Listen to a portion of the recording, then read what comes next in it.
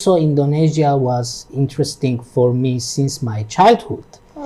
Yes, because my grandfather was very fond of Sukarno. I would mention that Armenian identity is very strong and established identity. The Indonesian foreign policy is free and active.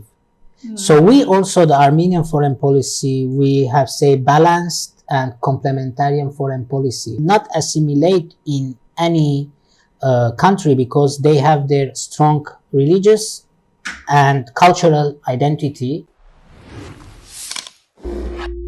Halo Maarif Muda, selamat datang di Mereka Menjawab episode keempat. Sebuah podcast dari Maarif Institute Channel yang akan membahas beragam macam hal terkait dengan isu terkini yang pastinya relate dengan para Maarif Muda di luar sana. Saya Peneliza, mari bertanya dan biarkan mereka menjawab. This episode is so special, guys, because we have a guest from Syria, Armenia, and surely a PhD candidate, PhD student in UIII or in University Islam Internasional Indonesia. And maybe this episode will be different from the last episode because we're having a discussion in English. So I hope you guys enjoyed our conversation today. It might be insightful, I swear. So before we start, please welcome Ararat Kostanian. Thank you very much You're for welcome. invitation. It's a pleasure and honor to be the second time in Maarif Institute, and I would think that it's very courageous from Maarif Institute to follow up and give attention to topics not only regarding the foreigner and foreigners living and experiencing Indonesia, but also on topics that foreigners have been experienced in religious moderation and peaceful coexistence, and that could bring benefit for not only Indonesia, Armenia, Yes. Syria, but the whole humanity, and that Yes. can be example to other countries and regions how to have a mutually peaceful life together. Yeah, but first question I will ask you about how do you feel about being a guest in the Maarif Institute podcast? Have you heard podcast Mereka Menjawab before? I'm familiar a little bit, but unfortunately, I'm yet not fluently speaker of bahasa Indonesia.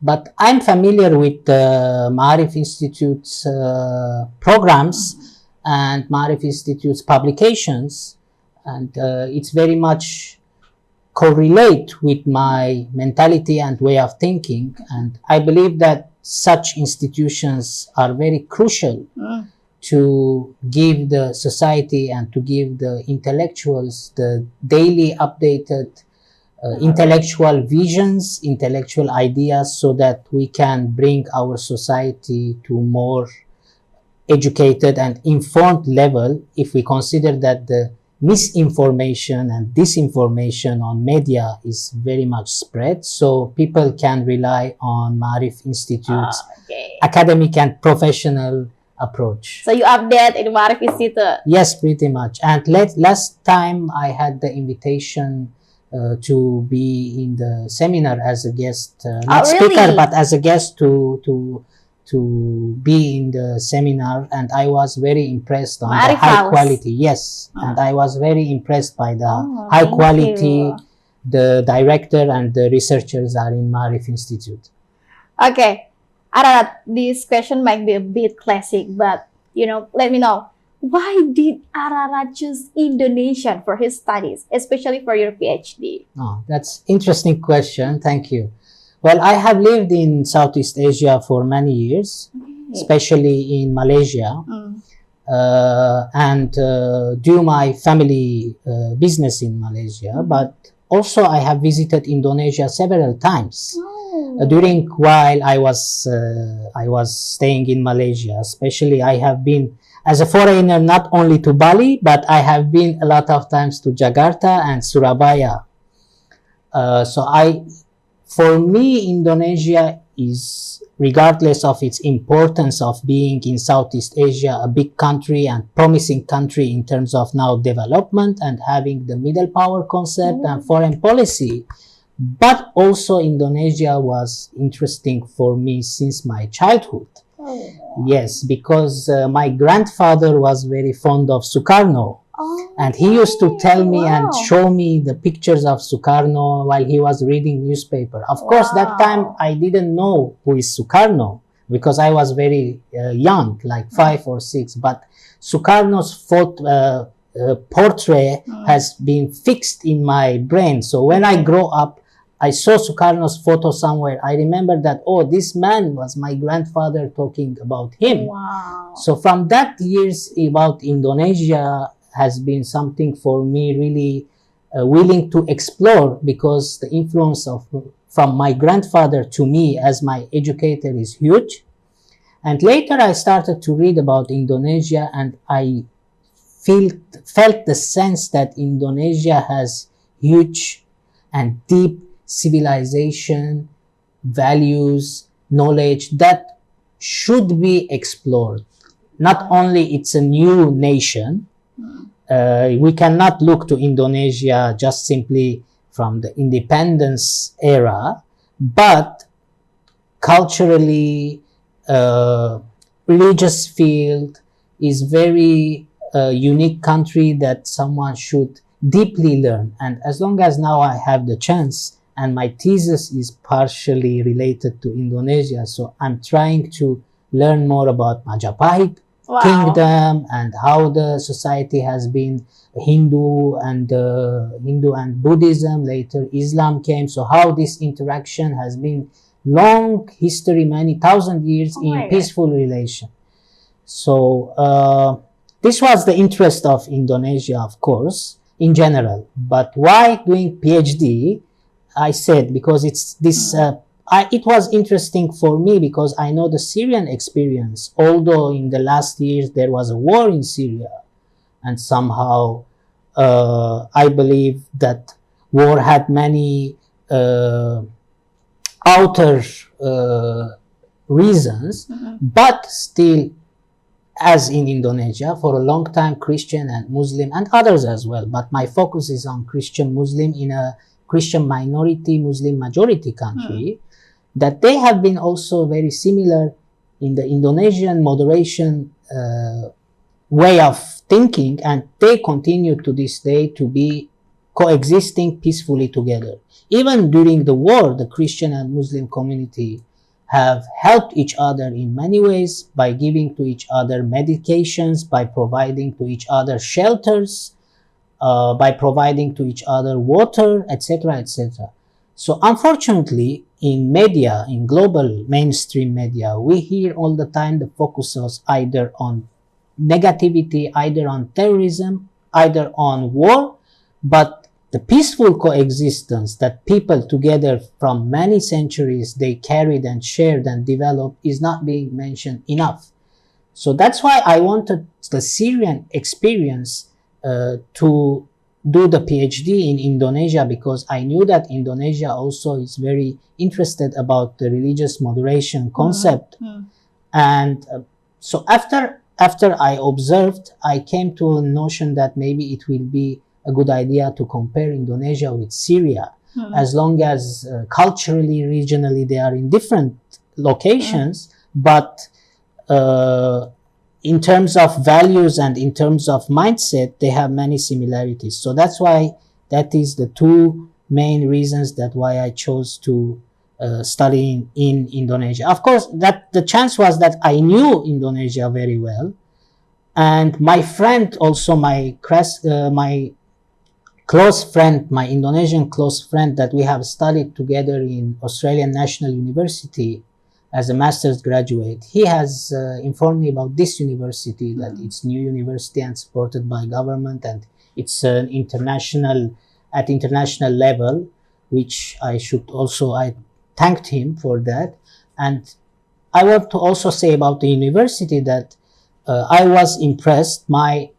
My expectations actually is more than what I expected, because I have studied in ANU, as I said, so I can compare the Western educational high standard and proficiency in ANU is existed. I believe this is not ideology, this is not related to politics, but Western education system, I believe, is the best educational system. That's why everybody wants to go to Western universities. But this chance has given to Indonesia to have such high standard, high quality university, and first international maybe taught in English language. And to my surprise, I would also say this is also a very good lesson that how a Christian comes to studying in a Muslim majority country and Islamic university by name. But I have never seen any issue from the academic scholar team or from the university that can mention that I'm Christian or differentiate me because I'm Christian. On contrary to that, we have just the opposite. I am more friendly with the Indonesians than just being a foreigner. I consider my friends, we don't differentiate each other if I'm Muslim, I'm a Christian, or they are Muslim. There is no such any conversation about whether I'm Christian, he's Muslim. That is really surprising, and this educational atmosphere should be a lesson to deliver this experience to society, country level, and world level. Have you ever visited Sulawesi? Not yet. Oh, I have visited, as I mentioned before, and I have visited Jogja, besides the locations I mentioned, and I lately visited Lombok. So you just visit Jawa and Jawa? Yes. Don't ever visit Sulawesi? Not yet. You know, in my city, I'm from Manado, North Sulawesi. Okay, yes. In my city, majority Christian. And my city is a famous 1,000 crunch. Yes. Because it's a most of majority in Christian. Yes. So the city is famous as a 2,000 crunch. You know, like you must visit Sulawesi. Okay, next time. Utara.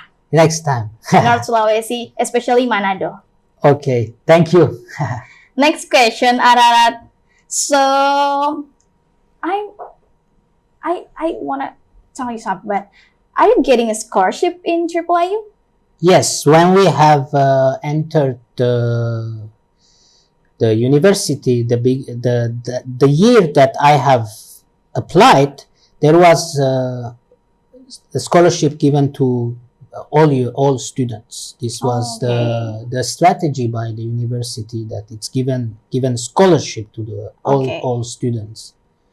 Okay. Yes. Okay. Next is about your article. You know, like I saw your article about peaceful coexistence between the Christian and Muslim community in Syria and Indonesia. You please. I have elaborated little bit already about the topic, that why I wanted to do my PhD dissertation regarding to that topic. So, and I have written one article already from the research that I have done, primary research that I have done here in Indonesia. I'm doing research in Kampung Sawah, Bekasi, that is very famous in the peaceful coexistence and moderation between the Christians and the Muslims in Kampung Sawah. I have done elementary observation and interview, and all at the same time in Syria. So I have published my first article as an introduction to the topic. So now currently regarding after that article, now it's my dissertation period that I have to collect more data. So now I'm in the process of collecting more data to write more articles. So one article is written. So I have to write several articles and complete all that under the dissertation. For your dissertation? Yes. You get the PhD? Yes. Okay. Ararat, I watched your speech in UIII official account YouTube about historical Armenian in Indonesia. Yeah, about Armenian community in Indonesia. You have present in an international conference at UIII.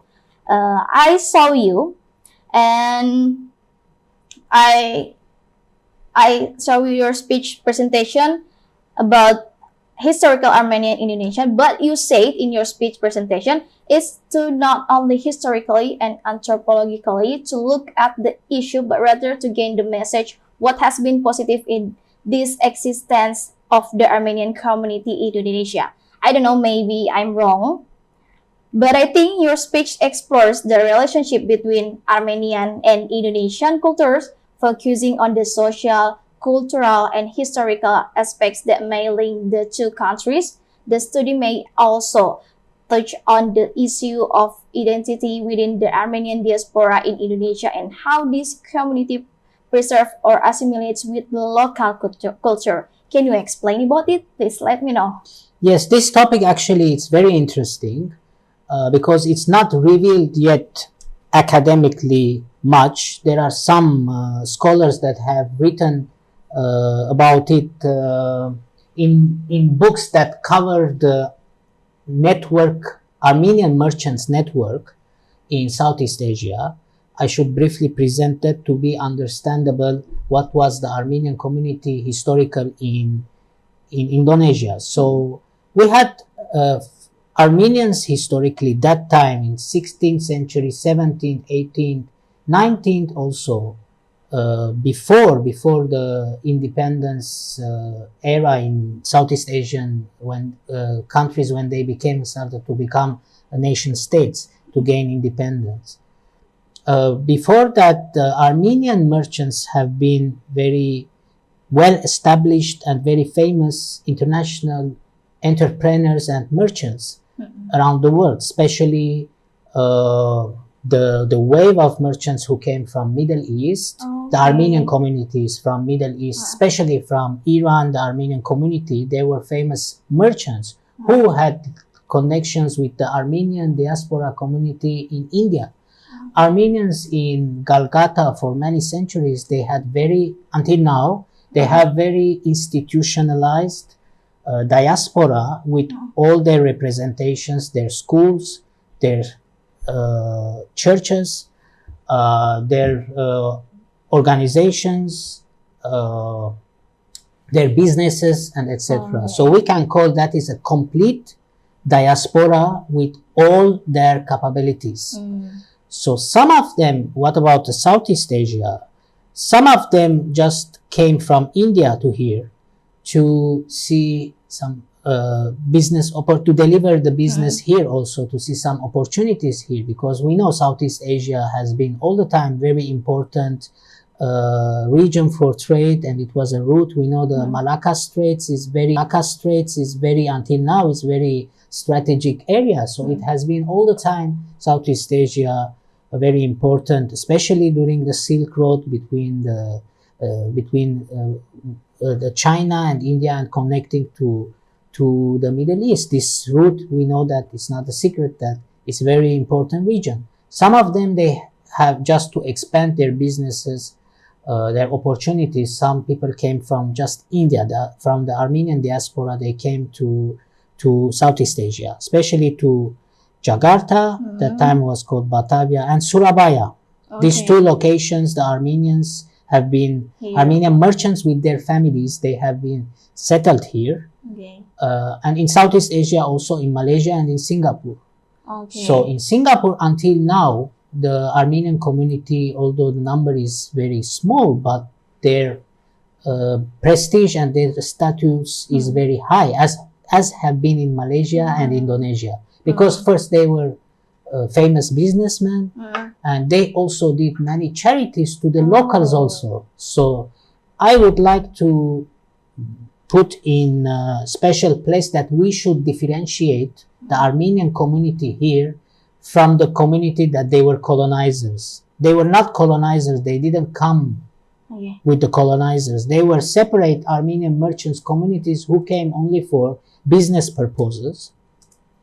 But they opened schools, they opened their sport teams, they established churches in one of the most famous center location in Jakarta and in Surabaya.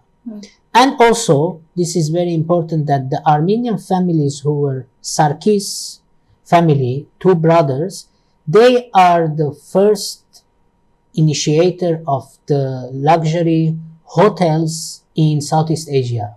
Okay. So today in Surabaya, Majapahit Hotel, that is very historical, is established by the Armenian brothers, and many hotels, for example, Raffles, that is very famous and in Singapore is established. That was also has been created and established by the same family. Also in Malaysia. So these brothers were very famous because they had been the first who started the hotel and entertainment business in Southeast Asia.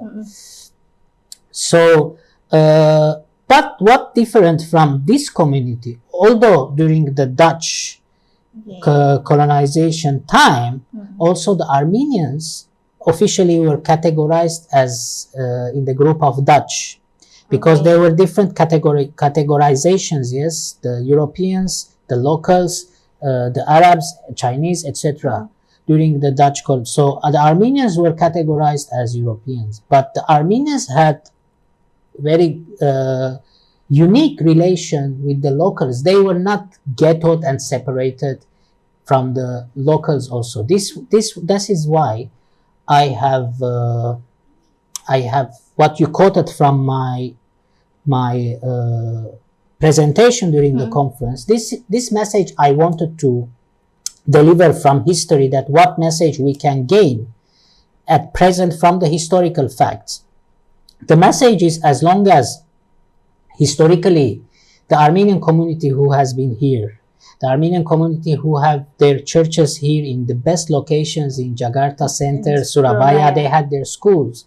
Plus Armenian family has opened the first international school in Indonesia. Okay. So even not the Dutch. So the Dutch and local and Armenian students were studying together in this school. Okay. So this is very important and a very important fact that most of the Indonesians, I'm sure they don't know. Some scholars, they know about the Armenian community in Indonesia, but that's very limited. They don't know the details. Even the Armenians had football team. They joined in tournaments. They presented Indonesia. They presented Surabaya, you know. So even these details is not very known. And the Armenian priest in Australia came visited to the Armenian community in mid of 60s. So I found his memoir writing in the church journal, that his impression about Indonesia. This is very interesting, that can be also revealed as I did, and we can make also positive impression that how the current relation can be built and developed upon. So the priest's impression about Indonesia, he has mentioned that Indonesia is one of the most beautiful countries in the world, because he went around, the church delegations took him as a guest to many regions in Indonesia. So that's first impression he had, that Indonesia one of the most beautiful countries in the world, from the impression to the Armenian that never been here. So this is also encouragement for Indonesians to love and respect their country more. And the other issue that he talks about, the good treatment of after independence, of course, because that era is mid-60s, 61, 62. Or 65, that mid-60s, 1960s. So he's also mentioning the good relation between the Armenian community and the Indonesian government. So that is also a very important issue, that how the government and foreign diaspora can together have good relation. Even he's talking with his about his official meetings about the church relocation, because that time the church in Jakarta has been located in the area that later became the Independence Monument of Jakarta. So the church must be removed, because they were building the government was going to build the national monument area. But the government of Indonesia had given the Armenians another good location, which is in the center of Jakarta, without asking any further request from the Armenians. So this is a good treatment from the Indonesian government and respect to the Armenians. And also when I'm reading the article written by the priest, he is mentioning about his good impression after he met the Indonesian official. This is something really special if we take into consideration that the Armenian community's number was not very big. It was less than 1,000 people, but the impression the Armenians left in Indonesia and the impression coming from the Indonesian towards this small, minority, if we might say, it's something important that we can have the base and we can continue to develop. Our relations are very positive. Our relations are developing, and I'm sure our relations will develop as well. From the positive willingness of the Indonesian government and from the positive hard work that Armenian embassy also very actively performing in Indonesia. So I wanted to, because I'm not politician, I'm a researcher, I wanted to make this message as an helpful that as long as historically we have the good experience, so we can have this base and continue to further develop our relations, which is not against anybody, but for developing our relations for a good concern. Okay, so that's the reason why our invite you to introduce Armenian community in Indonesia. So Ararat, you means like Armenian diaspora has been in Indonesia for a long time. Do they feel more Armenian or more Indonesian now? How do they balance their Armenian identity without leaving behind local Indonesian culture? I would mention that Armenian identity is very strong and established identity, because Armenia, historically also when you look, Armenia is one of the oldest civilizations in the world. And we, although had in the region turmoils and wars and etc., but Armenians diasporas has been very institutionalized and very effective. As I brought one example, the Indonesia, but Armenian diaspora is spread in more than 40 countries. And whenever you do research about the Armenian community, Armenian diaspora, you will see that Armenians, they establish very well their institutions, but they are not in ghetto. They are not separated. They are not isolated from the country that they live. This is the originality of Armenian diaspora, how to keep your identity fully, having your religion, having your culture, having your language, and to be prosperous in your culture in a different country, but at the same time, how you have achieved to be in a active and good relation with the country that hosted you. So this is very important, that Armenians have been successful in doing this. So coming back to your question, from what definition I gave you, Armenians will not assimilate in any country because they have their strong religious and cultural identity, but they will also not be isolated from the country that they exist. They will be very active in the country, especially in cultural, especially in advancing economies of the countries, and they will feel they are equally represented in the country they have situated. So I might call this, actually in my research also, but I haven't finalized it. I might not mention it, but I think we can maybe give this term as a post-identity. So how the identity is not assimilated but developed its distinct identity. At the same time, how that identity can create also local reality with the majority identity. So this is the Armenian diaspora's definition in my terms. Okay, so Ararat, what do you think? has the presence of the Armenian community really helped to strengthen the diplomatic relation between Indonesian and Armenian, or is it just limited to social connection? At the moment, when I'm looking at the dynamics from the Armenian side as a foreign diplomacy strategy, and from the other side, the Indonesian foreign policy, there are many similarities. Okay. The Indonesian foreign policy is free and active. So we also, the Armenian foreign policy, we have, say, balanced and complementarian foreign policy, which we want to accelerate and add more friends rather than looking for enemies. So in these terms, it's interesting that Indonesia and Armenia, they never together have any issue that they are in conflict with. They are supportive in many issues. For example, Armenia also is supporting the Palestinian cause to have Palestine also a state, and to solve this problem in a two-nation state solution. And Armenia has always been supportive to the Palestinian cause, and the Palestinians also for a long time have been supportive for Armenia. And the Armenian community, we should remember that in Palestine, the Armenian community has been also very closely and peacefully living with the Arab and Muslim community, and Armenians together, they have been supportive with the Arabs for the Palestinian liberation cause. So I believe as long as I said, historically we have successful experience together, and currently both Indonesia and Armenia, they are trying to find how to develop the relations further.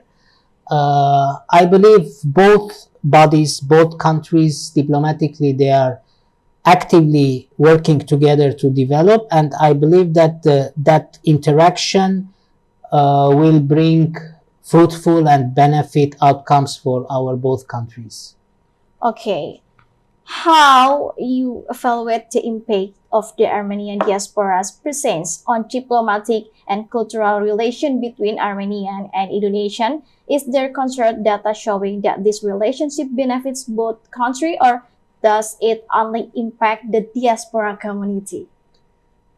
I believe the diaspora and Armenian diaspora and Armenian as a state, they are very much linked together, of course, because we have the notion that Armenian diaspora and the Armenian nation and the state is a complete image of the Armenian identity. So it's not isolated.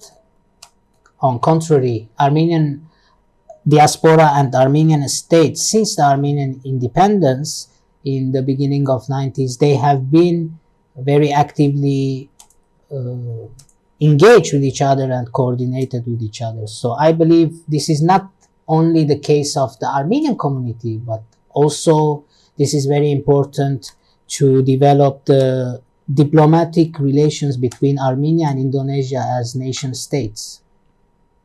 Okay, this is the last question. Ararat, give your impression and message to Maarif Institute podcast, especially Mereka Menjawab podcast, please. Yes, I want to also thank you for your invitation, and I know this podcast has not been for a long time. Yes. It's a new initiation, and I believe that this podcast will be very beneficial for the people to know maybe about the stories like this that hasn't been revealed in other podcasts or in other organizations.